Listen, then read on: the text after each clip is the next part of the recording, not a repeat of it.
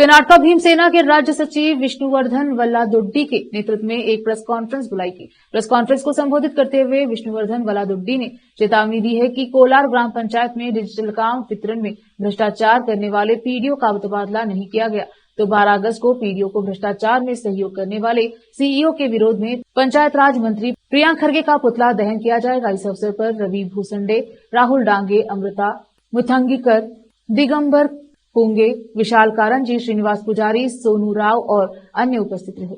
Cameraman Papuraj का coverage. ವಿಧಾನಸೌಧದಲ್ಲಿ ರಾಜ್ಯದ ಎಲ್ಲ ಜಿಲ್ಲಾ ಪಂಚಾಯಿತಿ ಮುಖ್ಯ ಕಾರ್ಯನಿರ್ವಹಣಾಧಿಕಾರಿಗಳ ವಿಡಿಯೋ ಕಾನ್ಫರೆನ್ಸ್ ಮೂಲಕ ಗ್ರಾಮೀಣಾಭಿವೃದ್ಧಿ ಮತ್ತು ಪಂಚಾಯತ್ ರಾಜ್ ಇಲಾಖೆ ಕ್ರಮಗಳ ಪ್ರಗತಿ ಪರಿಶೀಲನಾ ಸಭೆ ನಡೆಸಿ ಅಧಿಕಾರಿಗಳಿಗೆ ಹಲವು ನಿರ್ದೇಶನ ನೀಡಿದೆ ಅಂತ ಹೇಳಿದ್ರು ಸರ್. ಇದರೊಳಗೆ ಗ್ರಾಮೀಣ ಪ್ರದೇಶಗಳಿಗೆ ನೀರು ಸರಬರಾಜು ಮಾಡುತ್ತಿರುವ ಗ್ರಾಮೀಣ ನೀರು ಸರಬರಾಜು ಯೋಜನೆ ಕಾಮಗಾರಿಯಲ್ಲಿ ಲೋಪ ಕಂಡು ಬಂದಿದ್ದು ಕಳಪೆ ಕಾಮಗಾರಿಗಳಿಗೆ ಹಣ ಪಾವತಿ ಮಾಡಿದಲ್ಲಿ ಅಧಿಕಾರಿಗಳು ನೇರ ಹೊಣೆಯಾಗಿರ್ತಾರೆ ಅಂತ ಹೇಳಿದ್ದಾರೆ ಸರ್.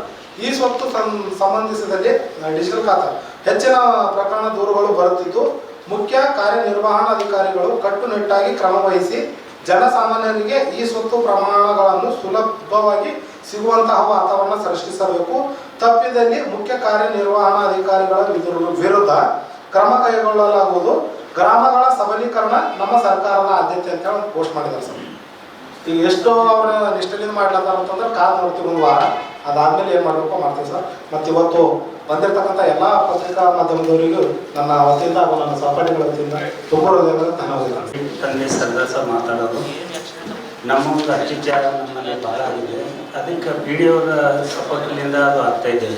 ಮತ್ತು ಅದಕ್ಕೆ ಅವರು ಪಿ ಡಿ ಅವ್ರು ಏನು ಹೇಳ್ತಾರೆ, ನೀವು ಯಾರು ನೀವು ಗೊತ್ತಿಲ್ಲ, ನಮ್ಗೆ ಗೊತ್ತಿರಲ್ಲ, ಮತ್ತು ನೀವು ಯಾಕೆ ಮಾಡ್ತಾಯಿದ್ದೀರಿ ಮತ್ತು ನನಗೆ ಘೋಷಣೆ ಮಾಡಿರೋರು. ಮತ್ತು ಅವರಿಗೆ ನಾನು ಏನು ಕೇಳ್ತೇನೆ, ನಾನು ಜಮೀನು ತಗೊಂಡು ಒಂದು ಪ್ಲಾಟ್ ಮಾಡಿಕೊಂಡು ಪೇಪರ್ ಕೊಟ್ಟಿದ್ದೀನಿ ನೀವೇ, ಮತ್ತು ಪೇಪರ್ ನಿಮ್ದು ಇಲ್ಲ ಅಂತ ಹೇಳ್ತಾರೆ ನೀವೇ.